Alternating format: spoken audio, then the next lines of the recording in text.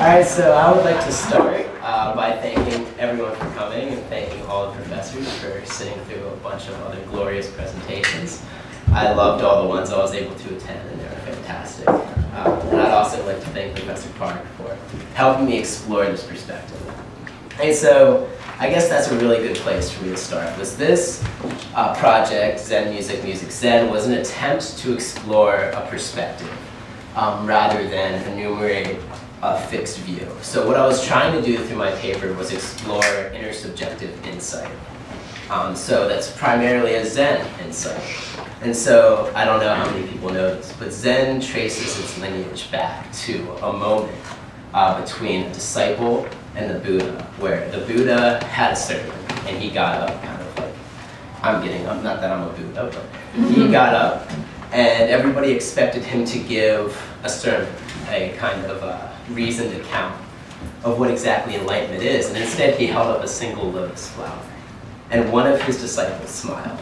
And so that moment is a moment of connectivity between the Buddha and the disciple that's stressed as being beyond words and letters in the Zen tradition. And so what I was trying to explore was the feeling of playing music as a mode to get lost in, getting lost in a moment. And music being something that many of us are familiar with and having that moment of self-loss. And so an important part of the project was that we can lose ourselves in anything. We can lose ourselves in writing, in jogging, in playing music, in doing the dishes. But that music is a familiar way for us to talk about losing ourselves. And we say this. Colloquially, we say, like, I was lost in the moment. And I had a whole chapter just on that colloquialism, because I love that. Because this is a part of experience that we don't usually stress in philosophy, where we deal with epistemology as theories of understanding, of kind of getting at things through abstract ideas, abstracted away from context. So if you're not a philosophy major, epistemology comes from the Greek root episteme, meaning knowledge, and ology, the study of. So any theory of understanding, so something that's abstract. So I wasn't concerned with describing what music is or why we engage in musicality. I was really trying to talk about what music means to me and how music is something that means something to us that we can get lost in. And that's a really important point, because if we talk about the history of Western philosophy, we don't primarily talk about humans as meaning beings. So flashback 5th century BCE. So we have Plato. Many people have probably heard about Plato.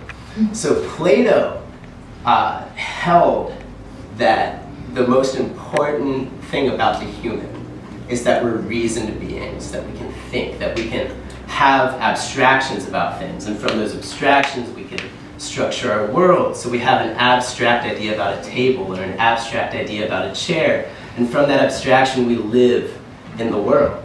So the ultimate Platonic image is a shape, like a triangle.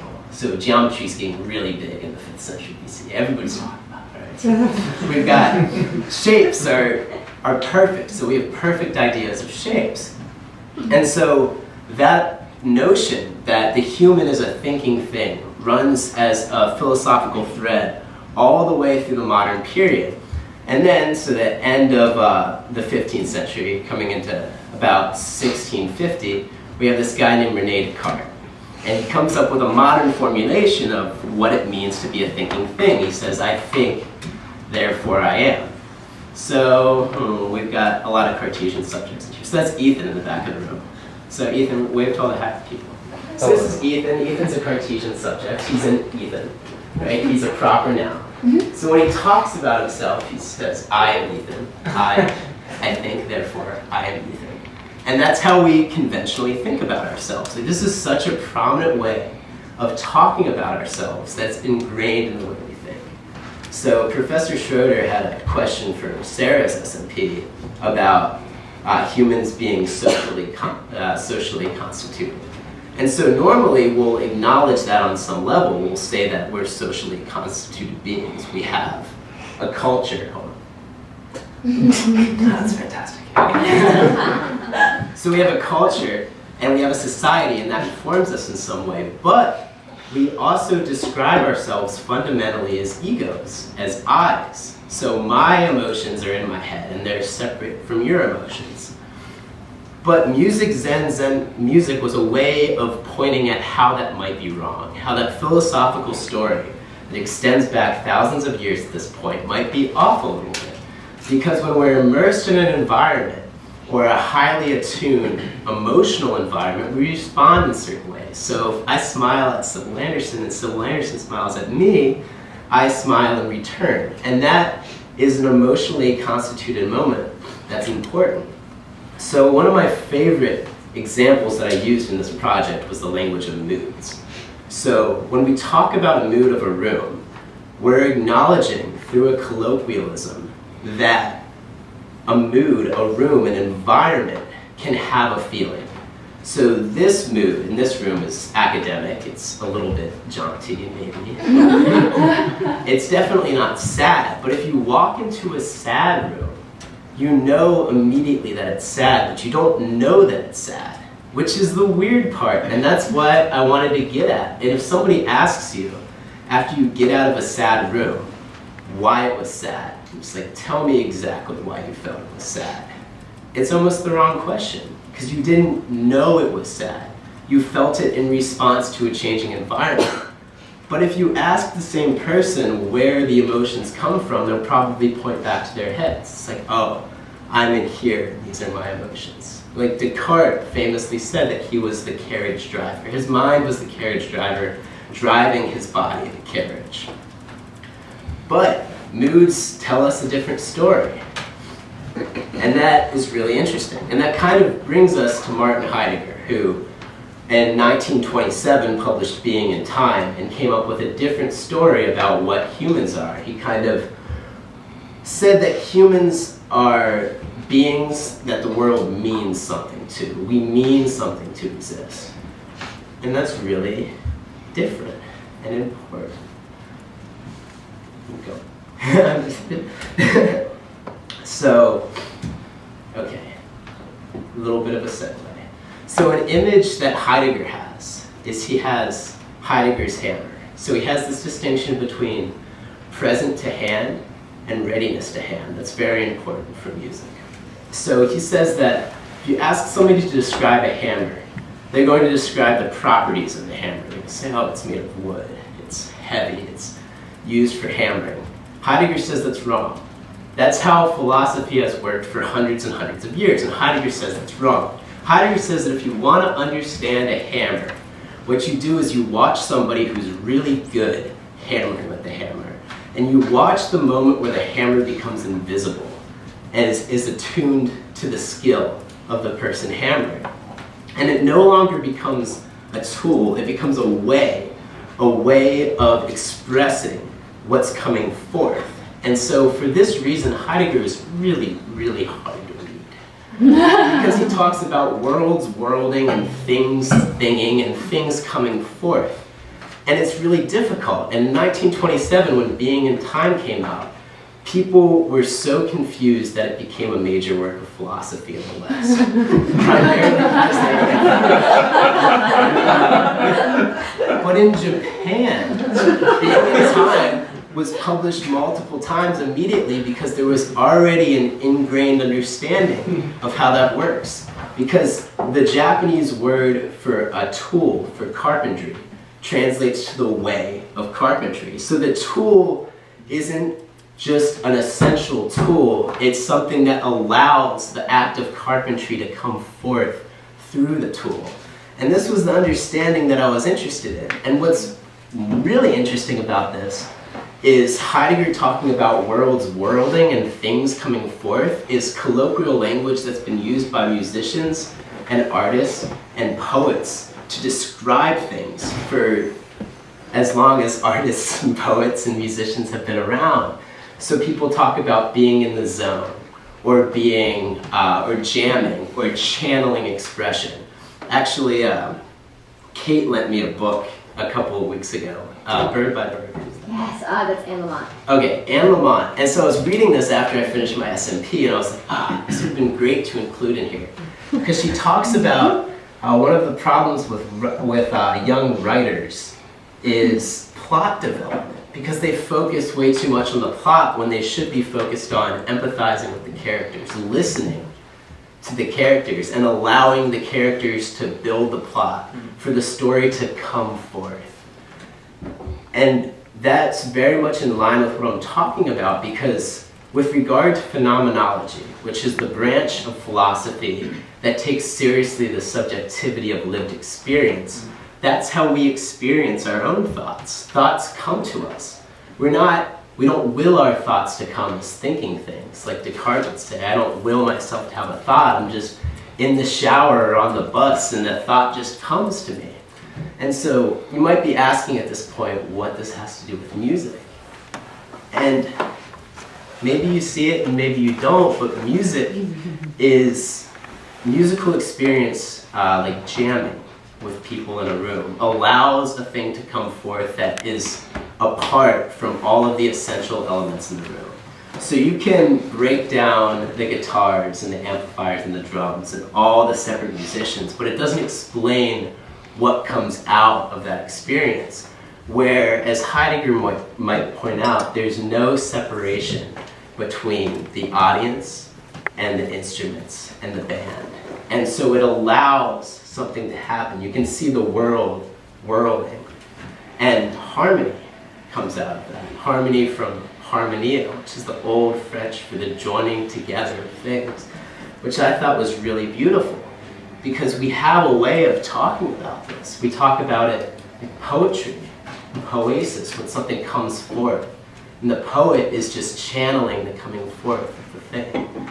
And so there's a way in which this is very difficult for me to stand up here and talk about, because we're talking about inexplicable things coming out of an interaction between everything in the space. So I think if I want to end this talk a little early and open it up for questions, my last point would be that you should go see a virtuoso or a musician or somebody who's really good at anything, and just observe that moment where something comes forth. That moment where maybe a beautiful soccer player isn't thinking when they kick a soccer ball into the goal, or a musician is just completely flowing. Because that can tell you a lot about intersubjectivity. The subject is fundamentally defined intersubjectively. Inter meaning between, amongst, or in the midst of experience in the world. That's most of what I have to say. Yeah!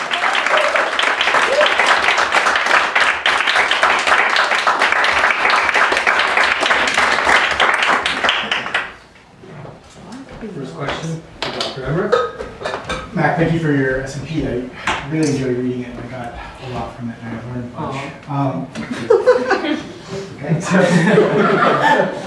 so one of the things that I appreciated about it was that throughout, it seemed like in wanting to do a phenomenology of music, is how I think the first sentence, say the back part of the project, is going to evolve.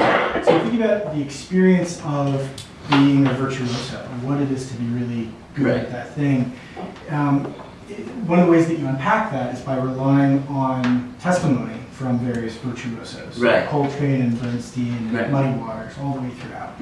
And all of them are making, like, appealing to various versions of what you're here talking about in terms of losing yourself, or kind of channeling, or getting out of the way and letting the music kind of happen, as opposed to trying to have it come from the performer's will. Am I getting you right? Yeah, definitely. So what I'm curious about is in wanting, in some ways, to push away the focus on the individual and the ego. Is there room for any of those performers to feel pride?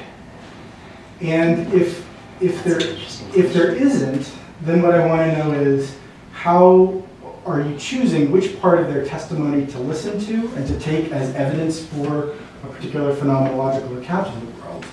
And which parts of their testimony are you then wanting to ignore? Because I don't know about any of those performers in particular, but I imagine there are some virtuosos who are pretty arrogant. I think that they are pretty awesome. Yeah. And so I think that's an excellent question, because part of what I was dealing with in the beginning was kind of choosing all these people and being like, wow, what if they're jerks, you know? and then having kind of a bit of a problem with that. But then I realized that that kind of got away from what I was talking about. So I opened it up with the notion of talent, right? And so I didn't want to argue against people thinking they're talented or people having talent. I wanted to argue that talent is has traces of subtle Western essentialism in it. Like, we want to say, you're talented, or she is talented, as kind of like an accumulation of separate parts, like little constitutive pieces. Like, I included in the SMP an interview with John Coltrane where somebody asked him how many hours he plays, which is really great because if you play music or if you're engaged in really any kind of skill like that, that's the first thing that people always ask you, especially after you perform. It's like, oh, that was great. How many hours a day do you play? And like, so what's the right answer for that? Like 5, 6, 7, you know? As if that were constitutive of what's coming forth. You know, as if that would explain through some kind of epistemological abstraction what it is that's coming out of them. And so what I wanted to do is I wanted to shift away from the subject. So it doesn't really matter if the subject is prideful or arrogant or a perfect human. What matters is that they're attuned through their practice to their environment in a specific way that features of that environment are allowed to come forth through them.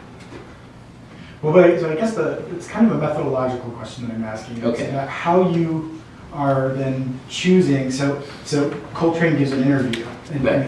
and I don't know if this is something he would have said, but so in it he both makes appeals to this type of getting out of his own way thing, Right. which you want to double down on. Definitely. But then if the interviewer asked him, so do you think that you're very talented? And he said, totally, I'm amazing. It sounds to me like you want to say the first thing is true and the second thing is not true. Hmm. So how are you making the decision about which part of that piece of testimony to give credence to and which part of it to not give credence to? That's a really interesting question. So I think that I'm still stressing the coming forth. So I would give credence to that. Whether or not Coltrane views himself as talented, I would not completely disregard, because it's a personal claim about his own, what the novelty of his music, exactly what he's doing. But I wouldn't place a whole lot of emphasis on it. I would more kind of stress his art, because I mean, in the art world, we have all kinds of poets and writers and artists who are extremely arrogant. But it doesn't exactly take away from the nature of their art as kind of an instrument for something to come forth. Awesome, thank you very much. You're welcome very much. All right, now next question to Dr. Taylor. So, I think I have a similarly epistemological question. I mean, I realize that what you're, at least I think I realize that what your project is about is both kind of an ontology of experience, if you will, a phenomenology of this experience, but also looking at sort of what the implications are for how we come to know things. Right. Is what they should be. Yeah. And yeah, I think you could even strengthen one of the claims you made earlier when you talk about poiesis, when you talk about the root of our poetry. It's not just a coming forth, it's a making, right? Poiepo in ancient Greek means to make, Right. to create, right? So the poietes, the poet is a maker, much like a Craftsman. a craftsman, right? So when you talk about the room, the mood of the room, Right. and you probably say more about, you say you have a whole chapter about it in your SMP, so Yeah. so you're basically just Got a filling copy in, for you. you're helping me out here, so I don't have to read, right? No, I'd be happy to read it anyway. So are you saying that the mood of the room is what it is, regardless of the mood of the people in the room? I don't think No. you're saying that, right? No, I'm not saying that. So it seems to me you could do the following. It Okay. seems to me like Jamie and Chuck on either side of me could knock me over the head, knock me out, blindfold me, take me to some room in which there are chairs set up like this and tables set up like this, and people well-dressed sitting quietly, right? And they're probably thinking about doing this now, right? No, I'm knocked out. But more. Your SMP unsettled me, okay? So, it's your fault. And then I come to in this room, and people are sitting quietly waiting at tables and chairs. I would not know, as I first come to, whether they are sad and this is like a funeral home, or whether this is like a seminar or symposium and they're waiting for a speaker who's a little bit late and they're a little bored. It's going to take me a little bit to read the mood of the room, because it's going to take me a little bit to read the mood of the people in the room. So let's say I figure that out, whichever way it goes. Maybe this is the third option. Okay. But in any case, what I'm doing is I'm coming to know something about the expressions of the faces and the behavior of the people in the room. And then we talk about the mood of the room just as a kind of a shorthand for the mood of at least a predominant number of people in the room. So I guess my question is, why think there really is anything such as the mood of the room as opposed to just the mood of the predominant number of people in the room? Sort of an anomalous thing. Because it's not just about the people. So one of the primary influences for this project was Taoism, specifically Zhuangzi. And with regard to the mood of the room, there's a great Taoist fable where Zhuangzi and his friend Huizi are walking along a bridge on the river Hao. And Zhuangzi looks down at the fish and he says, "Wow, what happy fish," basically, or the equivalent of that. And Huizi says, "From whence did you know that these fish were happy?" Which is kind of a good question, right? Like, Zhuangzi is not a fish. How does he know about the happiness of the fish? And Zhuangzi, in kind of like a bit of a cliffy, like Taoist turn of phrase, says, "I knew from right here on the shores of the river Hao," which is a great answer to an epistemological question. He redirects it from a theory to the exact location where he's standing. And so the way that I read that was that humans are environmentally constituted beings. The aim of this project was to redefine the subject, not as a separate Cartesian ego, but as fundamentally intersubjectively defined. And so the mood of the room is about all of the elements of the room coming together to be expressed in that terminology. So another analogy that I stumbled across was a radio.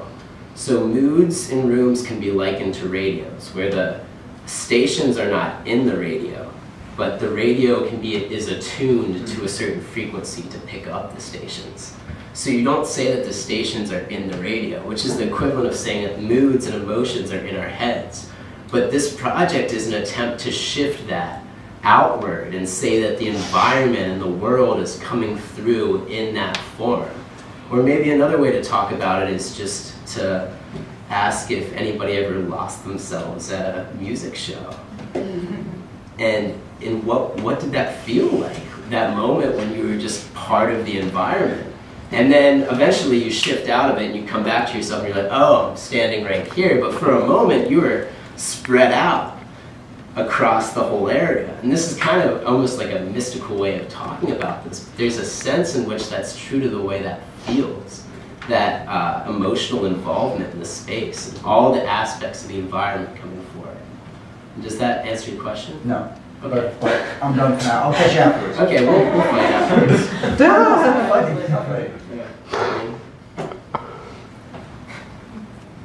Okay. So I have a question about Zen. About Zen and music.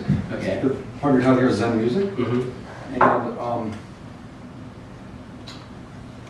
I mean, there's a reason that we don't see Zen monk punk bands. Right? And that's Maybe because not yet. that's because it's been forbidden for 2,500 years if you take a vow as a monk to not make music, right? To not even listen to music, certainly to not dance to music.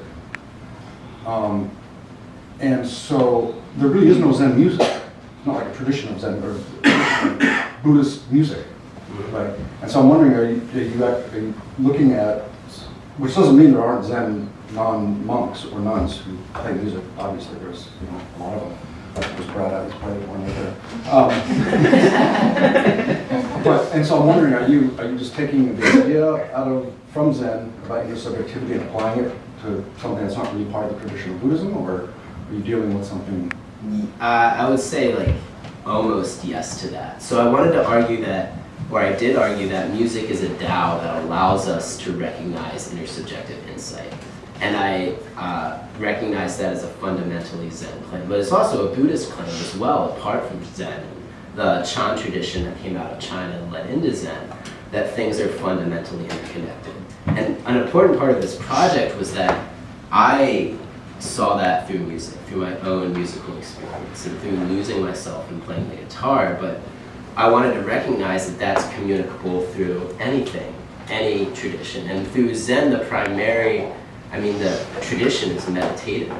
And so I didn't want to argue that all music is meditation and action, but I wanted to argue that it can be a moment of what Suzuki calls stillness in the midst of activity, where we realize intersubjectivity in the moment. Does that answer your question? You're welcome. Lizzie. Hi. So I guess I'm like curious, kind of similar to Professor Tabor's question about like how much of reading the room, for example, or other things that you talk about is like knowledge, or could you call it knowledge? Like I feel like what Professor Tabor was talking about like you have read the mood of the room and you can explain that or like justify it by picking apart, like by saying like I read the mood of the room because there was black cloth on the walls and everyone was crying, and you can like tell the like evidence for your belief.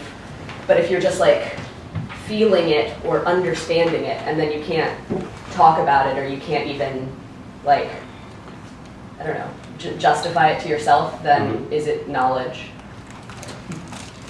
Is it knowledge? Or like, do you even care or want to call it that? I don't know. Do I even care? I don't know. Do you even care? I mean, so I'm not sure this is exactly what you're getting at, but the mood example was an attempt to illustrate intersubjectivity as something that's felt rather than known. And the mood as being part of the room, but not reducible to all of the parts of the room.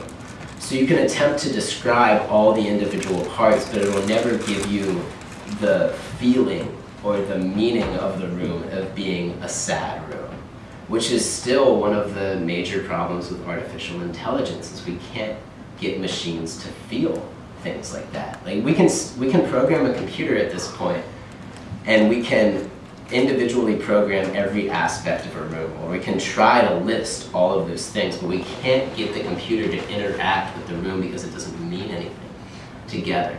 And that moment when you walk into a room and you instantly know that it's sad, apart from separately registering all the individual elements, was what I was interested in. The visceral mood of the room as it's felt. Does that help? Good. Sarah? How much? Or Chuck Stein? Either one. Go first? Okay. How much is the mood of the room related to the concept of microworlds that you were telling me about? So microworlds was one way of talking about intersubjective insight. So a microworld is our own, our world within the world that we've patterned based on our experiences. And so there's definitely a tie-in to mood there. So microworld is patterning our experience within the world a certain way. So the example that I read talked about losing your wallet. So you're walking down the street and you notice certain things appear to you, which is Heideggerian terminology, certain things come up. And all of a sudden you notice that you've lost your wallet. Your world has fundamentally changed. Not in a rational way where things have just disappeared, but your attention is now fixated on your wallet. So the world has changed to you in a fundamental way. So the world, that's a different way of talking about intersubjectivity, where things are kind of connected with your attention and perceptions. Does that help? Well, yeah, I guess I kind of had a follow-up then. So like, would something like being anxious about an exam, would like the microworld be similar to like projecting a mood onto a room and like thinking that you're picking up things? So like, when everyone did finals and martyred Brent and like it felt anxious, Yeah. like how much of that was due to sort of like a projection of the micro world onto others, even if some people were like relaxed about their finals? I think that's a really great example because it's a socially constituted microworld. So it was kind of, that points back to a time sophomore year where we were all studying for really hard exams, and we were in this fair room. This room was completely different than it is now. It has a palpable tension involved. Like everybody, it almost seemed like everybody was about to cry. And so the distinction made there is that micro worlds or micro identities are constituted out of already existing micro worlds. So you walk into a room where everybody's about to cry from just sheer stress, your micro identity is going to be patterned out of that already existing micro world. And so you're fundamentally existing in relation to the other people in the room. So in other words, it's going to be really hard to be cheery and happy in that situation because everybody else is creating a micro world that you're fundamentally a part of, that exists apart from the material aspects of the room. Thank you. Yeah, of course. So I think we have to close the formal questioning. So we're going to confab, but people can do informal questions, and Zach can set up.